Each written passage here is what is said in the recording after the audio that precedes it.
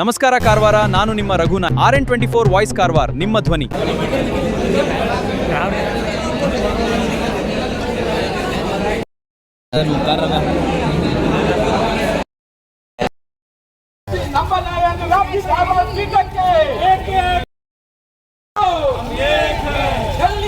ಹೋರಾಟ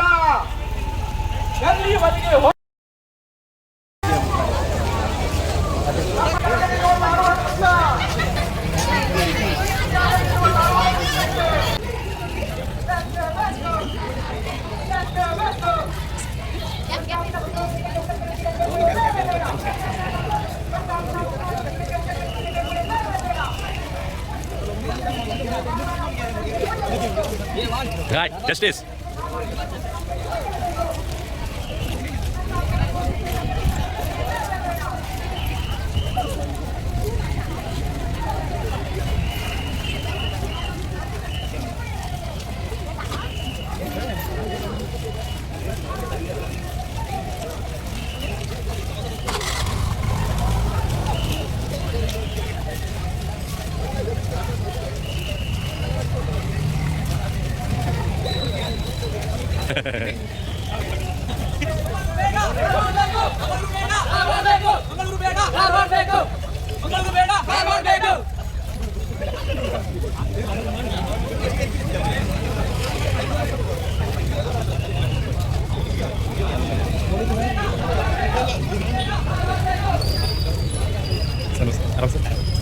ನಮಸ್ತೆ ಸರ್.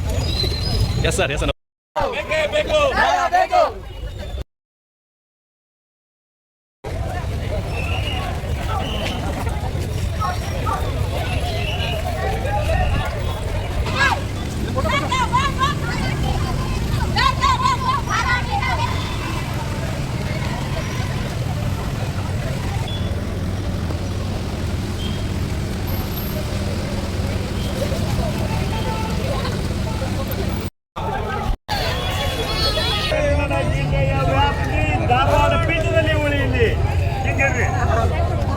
ಜಿಲ್ಲೆಯನ್ನ ಮಂಗಳೂರು ಪೀಠದ ವ್ಯಾಪ್ತಿಗೆ ಬಿಟ್ಟು ಕೊಡೋದಿಲ್ಲ.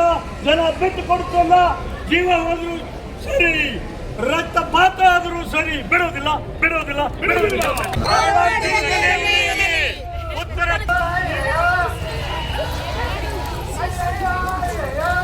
ಕನ್ನಡದ ವ್ಯಾಪ್ತಿ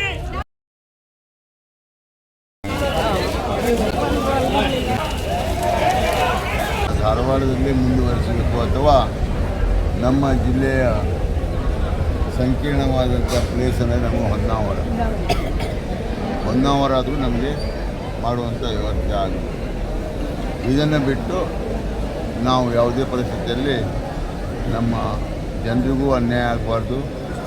ಮತ್ತು ಯಾಕೆ ಅನ್ಯಾಯ ಆಗ್ತದೆ ಅಂತ ಹೇಳಿದರೆ, ಇದು ನಮ್ಮ ಭೌಗೋಳಿಕವಾಗಿ ಭಾಳಷ್ಟು ಇದಿದೆ, ಏರಿಯಾ ದೊಡ್ಡದಿದೆ. ಮತ್ತು ಎಷ್ಟೋ ಜನರು ಈಗಾಗಲೇ ತಮ್ಮ ಒಂದು ನ್ಯಾಯಾಲಯದಲ್ಲಿ ತಮ್ಮ ಅಪ್ಲಿಕೇಶನನ್ನು ಹಾಕಿದ್ದಾರೆ. ಅವರು ಹಣವನ್ನು ತೊಡಗಿದ್ದಾರೆ. ಮತ್ತು ಹೆಚ್ಚಿನ ಪರ್ಸೆಂಟ್ನಲ್ಲಿ ಹಣವನ್ನು ಕೊಟ್ಟು ಇವತ್ತು ಅಲ್ಲಿಂದ ಮತ್ತೆ ಮಂಗಳೂರು ಹೋಗೋದಕ್ಕೆ ಕಷ್ಟ ಆಗ್ತದೆ. ಇವತ್ತು ಎಷ್ಟೋ ಕೇಸ್ಗಳಲ್ಲಿ ಜನರು ಫೈನಲಿಟಿಯಲ್ಲಿದ್ದಾಗ ಇಂಥ ಕೇಸ್ಗಳನ್ನು ಮತ್ತೆ ಪುನಃ ಇದನ್ನು ಮಾಡೋದು ತಪ್ಪಂತ ಹೇಳಿದ್ದೇವೆ. ಆವಾಗ ನಾನು ಇಮಿಡಿಯೇಟ್ಲಿ ಈ ಮಾತನ್ನು ಹೇಳಿ ಮಾನ್ಯ ಮುಖ್ಯಮಂತ್ರಿಗಳಾದ DK ಶಿವಕುಮಾರ್ ಅವರಿಗೆ ಅದೇ ಒಂದು ವೇದಿಕೆಯಲ್ಲಿ ಮಾತಾಡಿದ್ದೇನೆ. ಅವರು ಸಹ ತಮ್ಮ ಜನರನ್ನು ಕರ್ಕೊಂಡು ಬಂದಿಬೇಕಾದ್ರೆ ಇಲ್ಲಿದ್ದರೂ ನನಗೆ ಈ ಒಂದು ಏನಾಗಿದೆ ಇದ್ರ ಬಗ್ಗೆ ಸಮರ್ಪಕ ಒಂದು ಚಿತ್ರಣವನ್ನು ಬಿಡಿಸ್ಕೊಳ್ಳಿ. ನಾನು ಖಂಡಿತ ಜನರ ಪರವಾಗಿ ಇದ್ದೇನೆ ಮತ್ತು ಯಾವುದೇ ಥರದ ಒಂದು ತೊಂದರೆ ಬರುವಾಗ ಆಗುವುದಿಲ್ಲ ಅಂತ ಒಂದು ಆಶ್ವಾಸನೆಯನ್ನು ಕೊಟ್ಟಿದ್ದಾರೆ. ಇದನ್ನು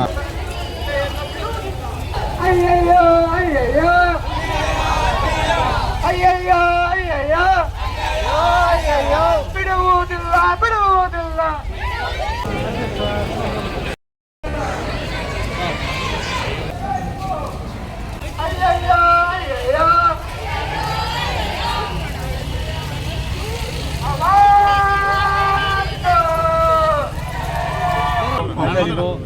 ನಮಸ್ಕಾರಗಳು. ವಿಶೇಷವಾಗಿ ಇರುವಂಥ ಒಂದು ಘಟನೆ ಆಗ್ತಾ ಉಂಟು. ಇವರು 1861ರಿಂದ ಇನ್ನೂ ತನಕ ಅಂದರೆ 57ರ ತನಕ ನಮ್ಮ ಈ ಜಿಲ್ಲೆ ಮತ್ತು ನಮ್ಮ ಸಮೀಪಿರುವಂಥ 3 ಜಿಲ್ಲೆಗಳು ಕಾರವಾರ, ಧಾರವಾಡ, ಬೆಳಗಾಂ ಮತ್ತು ಬಿಜಾಪುರ, ಈ 4 ಜಿಲ್ಲೆಗಳು ನಾವು ಒಗ್ಗಟ್ಟಾಗಿ ಒಂದು ಸ್ಟೇಟ್ನಲ್ಲಿ ಕೇಂದ್ರ ನ್ಯಾಯಾಂಗ ಮತ್ತು ಸ್ಟೇಟ್ ನ್ಯಾಯಾಂಗ ಏನು ಚೀಫ್ ಜಸ್ಟಿಸ್ಗಳು ಇದ್ದಾವೆ, ಇವತ್ತು ಕಾಂಡೇಷನ್ ಮಾಡಿ ಲಕ್ಷಾಂತರ ಕೇಸ್ಗಳು ಇವತ್ತು ಹಾಗೆ ಬಿದ್ದಿದ್ದಾವೆ. ಒಂದೊಂದು ಕೇಸ್ ಸುಪ್ರೀಂ ಕೋರ್ಟಲ್ಲಿ ಬರಬೇಕಾದ್ರೆ ವರ್ಷಗಟ್ಟಲೆ ನಾವು ಕಾಯಬೇಕಾಗ್ತದೆ. ಹೈಕೋರ್ಟಲ್ಲಿ ಒಂದು ಕೇಸಲ್ಲಿ ನಾವು ಬೇಕಾದರೆ ಸಾವಿರಾರು ಅಂದರೆ ವರ್ಷಾನುಗಟ್ಟಲೆ ನಾವು ಕಾಯಬೇಕಾಗ್ತದೆ. ಇವತ್ತು ಕಾರವಾರದಲ್ಲೇ ಬಹುಶಃ ಎಷ್ಟೋ ವರ್ಷಗಳಿಂದ ಇನ್ನೂ ವಿಲೇವಾರ ಆಗಿಲ್ಲ. ಸೊ ಈ ಸಂದರ್ಭದಲ್ಲಿ ಇವತ್ತು ಕೇಂದ್ರ ಸರ್ಕಾರ, ರಾಜ್ಯ ಸರ್ಕಾರ, ಎಲ್ಲ ಸರ್ಕಾರಗಳು ಇವತ್ತು ಸುಪ್ರೀಂ ಕೋರ್ಟು ಸಹ ಕೇವಲ ಡೆಲ್ಲಿಯಲ್ಲ ಚೆನ್ನೈಯಲ್ಲೂ ಒಂದು ಸುಪ್ರೀಂ ಕೋರ್ಟ್ ಮಾಡಬೇಕಂತಿದ್ದಾರೆ. ಅದೇ ರೀತಿ ಎಲ್ಲ ಡಿಸೆಂಟ್ರಲೈಸೇಷನ್ ಮಾಡಿ ಇವತ್ತು ನಮ್ಮ ಹೈಕೋರ್ಟ್ ಇವತ್ತು ಮಂಗಳೂರಲ್ಲಿ ಮಾಡಬೇಕಂತಿದ್ದಾರೆ. ಇವತ್ತು ನಮ್ಮ ದೊಡ್ಡ ಸಮಸ್ಯೆ ಏನಂದರೆ ಇವತ್ತು ಮಂಗಳೂರು ಆರ್ಥಿಕವಾಗಿ ಬಹಳ ಬೆಳೆದಿದೆ. Unscientific, it is not at all scientific. ಇವತ್ತು ಇದು ಏನು ಮಾಡಿದ್ದಾರೆ, ನಾವು ಟ್ರೈನ್ ಆಗಲಿ ಬೈ ರೋಡ್ ಆಗಲಿ 4.5 ತಾಸು ಬೇಕು. ಹುಬ್ಳಿ ಧಾರವಾಡ ಹೋಗೋಕ್ಕೆ 1.5 ತಾಸಲ್ಲಿ ಇವತ್ತು ನಾವು ರೀಚ್ ಆಗ್ತಾ ಇದ್ದೀವಿ. ಇಂಥ ಪರಿಸ್ಥಿತಿಯಲ್ಲಿ ಬಡ ಜನರಿಗೆ ಇದು ಆಗುವಂಥ ಕಷ್ಟಕ್ಕೆ ನಾವು ನ್ಯಾಯ ಕೊಡಲಿಕ್ಕೆ ನಾವೆಲ್ಲರೂ ಒಂದಾಗೋ. ಕರ್ನಾಟಕದ ಗಡಿಭಾಗ ಆಗಿರುವಂತಹ ಈ ಒಂದು ಉತ್ತರ ಕನ್ನಡ ಜಿಲ್ಲೆ ಪದೇ ಪದೇ ನಾವು ಹೀನಾಯವಾಗಿ ಅಂತ ಹೇಳಲಿಕ್ಕೆ ಇಷ್ಟಪಡ್ತಾ ಇದ್ದೇನೆ. ನಾವು ಎಷ್ಟೋ ಸಲ ಸಂಘಟನೆ ಹೋರಾಟ ಮಾಡ್ತಾ ಇದ್ರು ಕೂಡ ಧಾರವಾಡ ಪೀಠದಲ್ಲಿರುವಂತಹ ಉತ್ತರ ಕನ್ನಡ ಜಿಲ್ಲೆಯನ್ನ ಮಂಗಳೂರು ಪೀಠದಲ್ಲಿ ಸೇರ್ಪಡೆ ಮಾಡ್ತಾರೆ ಅನ್ನೋದು ನೋಡ್ಬಿಟ್ಟು ಬಹಳ ದುಃಖ ಆಗ್ತಾ ಇದೆ. ಎಷ್ಟೋ ನ್ಯಾಯವಾದಿಗಳು ಕಷ್ಟಪಟ್ಟು ದಿನ ರಾತ್ರಿ ಒಳಗೆ ಕೇಸನ್ನು ಮಾಡಲಿಕ್ಕೆ, ಅಲ್ಲಿರುವಂಥ ಜನರುಗಳಿಗೆ ನ್ಯಾಯ ಕೊಡಿಸ್ಲಿಕ್ಕೆ ಓಡಾಡ್ತಾ ಇರೋದು ನಾವು ಪ್ರತಿನಿತ್ಯವನ್ನ ನೋಡ್ತಾ ಇದ್ದೇವೆ. ಅಂಥದ್ರಲ್ಲಿ ದಕ್ಷಿಣ ಕನ್ನಡದಲ್ಲಿ ಬಹಳಷ್ಟು ಜನ MLAಗಳು, ಸಚಿವರುಗಳು ಇದ್ದಾಗ ಅವ್ರದ್ದೊಂದು ಕುತೂಹಲಕಾರಿ ಸಂಗತಿ ಏನಂದ್ರೆ ಸರ್, ನಾವು ಇವತ್ತು ಅವರನ್ನು ಶ್ಲಾಘನೆ ಮಾಡಬೇಕು. ನಮ್ಮಲ್ಲಿ ನಮ್ಮ ಜನಪ್ರತಿನಿಧಿಗಳು ಯಾವುದೋ ಒಂದು ಒಳ್ಳೆ ಕಾರ್ಯ ಬಂದರೆ ನಾವು ಒಗ್ಗಟ್ಟಲ್ಲಿ ಇರಲ್ಲ, ನಮ್ಮ ಜನರು ಒಗ್ಗಟ್ಟಲ್ಲಿ ಇರಲ್ಲ, ನಾವು ಒಂದಕ್ಕೊಂದು ಫೈಟ್ ಮಾಡ್ತಾ ಇರ್ತೇವೆ. ಆದರೆ ದಕ್ಷಿಣ ಕನ್ನಡದಲ್ಲಿ ಯಾವುದೇ ಒಂದು ಯೋಜನೆ ಅಭಿವೃದ್ಧಿ ಬಂದರೆ ಪಕ್ಷಾತೀತವಾಗಿ, ನಾನು MLA ಇದ್ದಾಗ ಅಧಿವೇಶನದಲ್ಲಿ ನೋಡಿರುವಂಥ ಸಂಗತಿ, ಪಕ್ಷಾತೀತವಾಗಿ ಅಲ್ಲಿ ಆ ಕಾರ್ಯವನ್ನ ಅಭಿವೃದ್ಧಿ ಮಾಡ್ಕೊಳ್ತಾರೆ. ಗ್ರಾಮ ಪಂಚಾಯತಿ ಹಿಡಿದು ಸಚಿವರು ತನಕ ಅವರು ಒಗ್ಗಟ್ಟಲ್ಲಿ ಇರ್ತಾರೆ. ಅದು ಯಾವುದೇ ಪಕ್ಷ ಇರಲಿ, ಒಂದು ಫಾರ್ಮಿಗೆ ಎಲ್ಲರೂ ಸೈನ್ ಆಗ್ತಾರೆ. ಹಾಗೆ ಇವತ್ತು ಉತ್ತರ ಕನ್ನಡವನ್ನ ಏನು ಮಂಗಳೂರು ಪೀಠದಲ್ಲಿ ಸೇರ್ಪಡೆ ಮಾಡಲಿಕ್ಕೆ ಹೋಗ್ತಾ ಇದ್ದಾರೆ. ಬಹಳ ಅದು ದುಃಖದಾಯಕ ಸಂಗತಿಯಾಗಿದೆ. ನಾವೆಲ್ಲರೂ ನಾಗರಾಜ್ ನಾಯ್ಕ್ ಸರ್ ಅವರ ಒಂದು ನೇತೃತ್ವದಲ್ಲಿ ಇಡೀ ನಮ್ಮ ಶಾಸಕರು ಇವತ್ತು ಇರೋದಕ್ಕೆ ನಮಗೆಲ್ಲ ಸೌಭಾಗ್ಯ. ಅವರ ಒಂದು ನೇತೃತ್ವದಲ್ಲಿ CM ರವರಿಗೆ ಇದನ್ನು ಮನವಿ ಮಾಡಿಕೊಡ್ಬೇಕು. ಉತ್ತರ ಕನ್ನಡ ಯಾವತ್ತೂ ನೋಡಿದ್ರೆ ಗಡಿ ಭಾಗದಲ್ಲಿರುವಂಥ ಉತ್ತರ ಕನ್ನಡ ಜಿಲ್ಲೆ ಎಲ್ಲ ವಿಷಯಕ್ಕೂ ಕೂಡ ಯಾವುದೇ ಅಭಿವೃದ್ಧಿ ಇಲ್ಲದೆ ನಾಶ ಆಗ್ತಾ ಇದೆ. ಇದು ಒಂದು ಚಾಲನೆ ಆಗಲಿ. ಯಾವಾಗ ತನಕ ಈ ಹೋರಾಟ ಇರಬೇಕಂದ್ರೆ ನಮಗೆ ಜಯ ಸಿಗುವವರೆಗೂ ಈ ಹೋರಾಟ ಮಾಡಬೇಕಂತ ಎಲ್ಲರೂ ಒಟ್ಟಿಗೆ ಕೇಳ್ಕೊಳ್ತಾ ಎಲ್ಲರ ಹತ್ರ ಒಂದು ಮಾತಾಡ್ತಾ ಬೋಲೋ ಭಾರತ್ ಮಾತಾ ಕಿ. ಈ ಒಂದು ಹೋರಾಟ ನ್ಯಾಯಯುತವಾದಂಥ ಹೋರಾಟವಾಗಿದೆ.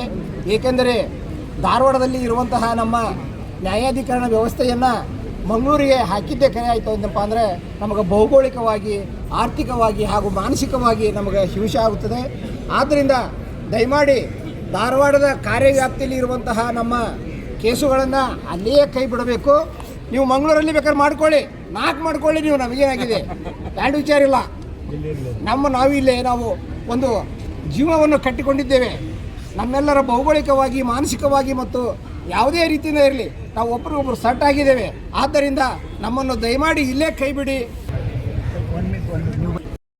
ನಾನು ಈಗಾಗಲೇ ಸಾಹೇಬ್ ಹೇಳಿದರು, ಮಂಗಳೂರು ಬಗ್ಗೆ ನಮಗೇನು ಪ್ರಾಬ್ಲಮ್ ಇಲ್ಲ. ಆದರೆ ಇದನ್ನು ಯಾವ ಥರ ಹೋಯಿತು ಅಂತ ಹೇಳ್ಕೊಂಡು ವಿ ಶುಡ್ ನೋ ಫಸ್ಟ್. ನಮಗೆ ಅದರ ಒಂದು ಅನುಭವ ಮೊದಲು ಬಂದ ಮೇಲೆ ನಾವು ಎಕ್ಸ್ಪ್ಲನೇಷನ್ ಮಾಡ್ಬೋದು.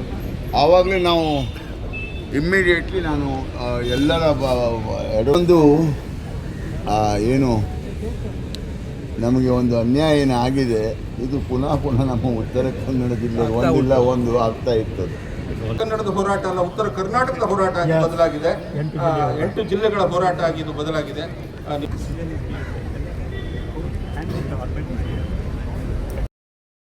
had the earlier history of being part of Madras presidency. Their laws were on that basis. So there are so many other things. I don't have to discuss all this at this point of time. It has been written. So I would say, kind enough to understand this psyche of the people here and try to use whatever that possibility that you have at your end. Because you have represented the district for the last several months, or years now. Very long. Try to do something and will be great. ಇವತ್ತು ಬಹಳ ಖುಷಿ ಆಗ್ತಾ ಇದೆ ನಮ್ಮ ಸ್ಟೂಡೆಂಟ್ಗಳಿಗೆ, ಯಾಕಂದ್ರೆ 3 ಒಂದಾದ್ರು. ನಮ್ಮ ಸತೀಶ್ ಸಾಹೇಬರು, MLA ಸಾಹೇಬರು, ಆನಂದ್ ಅಸ್ಲೋಡ್ಕರು, ರೂಪಾಲಿ ಮೇಡಮ್ ಅವರು ಒಂದು. ಯಾಕಂದ್ರೆ ಈ ಮಂಗಳೂರಲ್ಲಿ ನಾವು ನೋಡ್ತಾ ಇದ್ದೇವೆ, ಎಲ್ಲರೂ ಒಂದಾಗಿ ಹೋರಾಟ ಮಾಡ್ತಾರೆ. ನಿಜವಾಗ್ಲೂ ಈ ವಕೀಲರ ಸಂಘಕ್ಕೆ ನಾಗರಾಜ್ ನಾಯ್ಕರ ಅಧ್ಯಕ್ಷತೆಯಲ್ಲಿ ಎಲ್ಲರಿಗೂ ನಾನು ಹಿರೇಮಠ ಸಾಹೇಬರಿಗೆ ಎಲ್ಲರಿಗೂ ಅಭಿನಂದಿಸ್ಬೇಕು. ಯಾಕಂದ್ರೆ ನಮ್ಮ 3 ಜನರಿಗೆ ಒಟ್ಟಿಗೆ ಮಾಡಿದಾರಲ್ಲ, ಅದು ನಮ್ಗೆ ಬಹಳ ಖುಷಿ. ಯಾಕಂದ್ರೆ ಯಾವುದೇ ಮುಂದೆ ಈಗ ನಮ್ಗೆ ಹೆದರಿಕಿಲ್ಲ, ನಮ್ಗೆ ಯಾರು ಮುಟ್ಟೋರು ಇಲ್ಲ, ಯಾರು ಕಟ್ಟೋರು ಇಲ್ಲ. ಮುಂದ್ಗಡೆ ಅಭಿವೃದ್ಧಿ,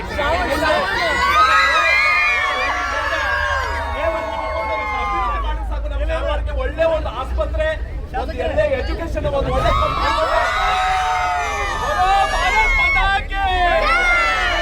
ಬಹುಶಃ ಒಂದು 3,000ಕ್ಕಿಂತ ಹೆಚ್ಚಿನ ಒಂದು ಸಂಖ್ಯೆಯಲ್ಲಿ ಇವತ್ತು ಉತ್ತರ ಕನ್ನಡದ ಜಿಲ್ಲೆಯ ಜನ, ವಕೀಲರು ಅಥವಾ ಎಲ್ಲ ಸಂಘಟನೆಗಳು ಸೇರಿದ್ರು. ಮಳೆ ಬಂದರೂ ಸಹಿತ ಅವರು ನಮ್ಮ ಜೊತೆ ಇದ್ದಾರೆ, ನಮ್ಮ ಕೈ ಬಿಡಲಿಲ್ಲ. ಈ ಒಂದು ಕಾರ್ಯದಲ್ಲಿ ನಮಗೆ ಸಹಕಾರ ಕೊಟ್ಟಂತ ಎಲ್ಲರಿಗೂ ಅನಂತ ಕೃತಜ್ಞತೆಗಳನ್ನು.